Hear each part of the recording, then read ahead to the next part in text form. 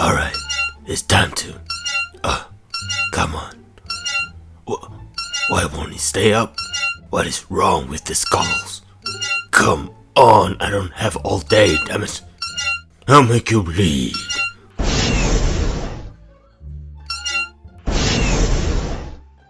Damn you, goggles.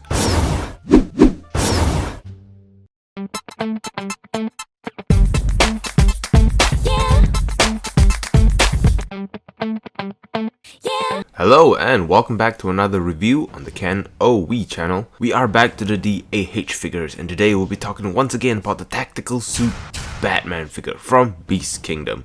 I'm very curious to see what they did with this figure, especially after reviewing such an amazing figure from Medicom Toys. But before we begin, once again, thank you to Beast Kingdom for giving me the opportunity to review this figure.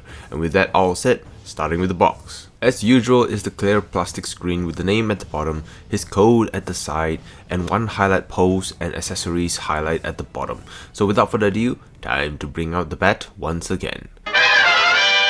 Taking a closer look at the face, still doesn't have that prominent double chin, but he does have puffier cheeks than the Mafex figure, which kinda looks like the puffy cheeks on Ben Affleck in the movies. Come on, we all knew he ate one too many chicken wings when he shot the Justice League movies. Either that or the cowl is way too tight, but whatever it was, this figure's face doesn't look too bad. This figure had a more accurate look on the neck as well, as is one single piece, but they still allowed it to move around the bottom of the neck, and this would have been the look on Mafex should they take this route. But then again, it doesn't look as smooth, so it's pretty much a sacrifice one way or the other. You either make it look really accurate but risk his head movement, or risk his head movement but look really disconnected, so ultimately it all comes down to how you like your figure to look. As for the rest of the body, in my humble opinion, I'd say this figure looks really good in comparison with the previous DAH figures. As always, they did sculpt out all the armor and the texture on the suit, though I have to say it lacks details such as the battle scar and all the scruff. But despite having textures on this figure, after reviewing the Mafex figure, it goes to show that if Mafex can do this on their figure, I don't see why Beast Kingdom can't replicate the same detailing on a much bigger figure. So I appreciate that it's still there, but if they can highlight it a little bit more, it would have elevated the look of this Batman figure. The goggles as seen in my sketch can be moved up and down, and as mentioned in my Mafex Batman review, I'm curious to see how long these goggles will stay up there after months of playing, but as of now, it's nice and tight. Also, his underwear. Solid, hard plastic. And if he does a high kick, he has to kick upwards and outwards, or his leg will get cut off. If bad guys ever tries to shoot him in the crotch, it'll just get deflected, cause it's just that hard. That didn't come out right. The paint application is good on the base suit, but a little messy on the armor. It's painted with a metallic silver, and they applied the same weathering to it, which they should have done something similar to the Cyborg figure to add more depth. But they had a few blotches here and there, and overall it just comes off as looking messy and inconsistent. As for the cape, it's the same synthetic leather material, and they also used wires on the side of the cape. To sum it all up, does this figure look good? To me, yes it does, but it could have looked great if they polished up their painting and added more details to the suit. Moving to his articulation. Neck as shown earlier is a single piece, so it can look up a little and down a little, left and right, but the cowl follows as well and a little side to side. Arm can be pushed in and out to allow more room for the armpit rotation. Arm can do the 360, move outwards that far, bicep twist, bicep flex, wrist twist and move around, mid and lower ab cut, so twisting in the middle and twisting at the bottom. Altogether he can do the side to side movements, and he can also crunch forward pretty far, which is impressive. And it's the same where you have to overlap the upper ab guard, and he can arch backwards that far, but it does reveal a gap. Legs can be pulled down to allow the bat split, kick up but hindered by his solid crotch guard, kick back but goes outwards thanks to his solid glutes, thigh swivel, knee flex, feet move up and down, twist left and right, pivot side to side, and of course, Ninja 2 curlers. Moving to his armory.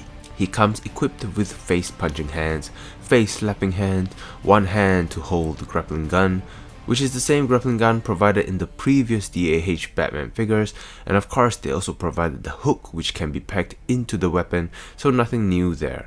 one hand to hold the batarang, which they also provided 3 just in case you lost one. But for this special accessory, they did give an additional hand with a bomb as well, which can be packed into that particular hand, and I appreciate that since I don't have to do a balancing act with this accessory like the Mafex figure.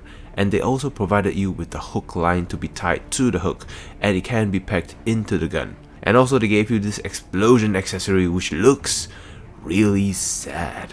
I mean, I appreciate the gesture, but no one is going to be intimidated by this. Come here and I'll hurt you with my bomb.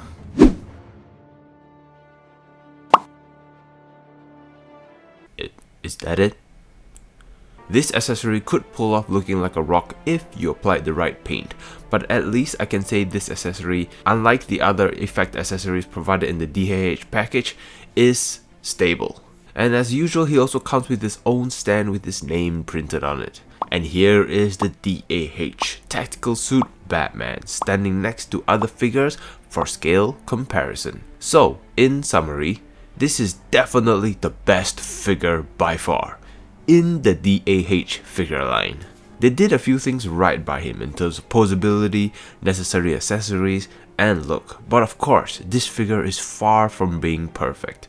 As mentioned with other figures, if they managed to tighten their paint application and made a few changes in their figure design, especially highlighting those details, since it's a much bigger figure and we can notice more, and since Mafex can do that much detail in a 6-inch figure, then I don't see any reason why a 7-inch figure can't. If they can manage to improve on all that, then it would have helped make a much better figure in the future.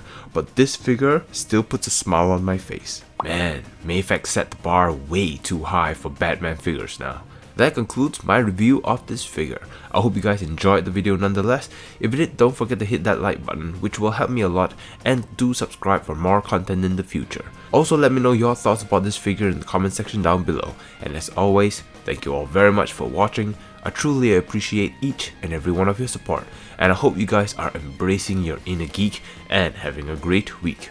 Stay awesome, take care, and I'll see you guys in the next video.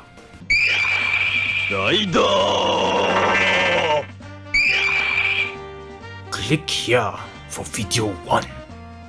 Click here for video 2. Click here to subscribe. Click it. Thank you for watching. Arigato. Thank you.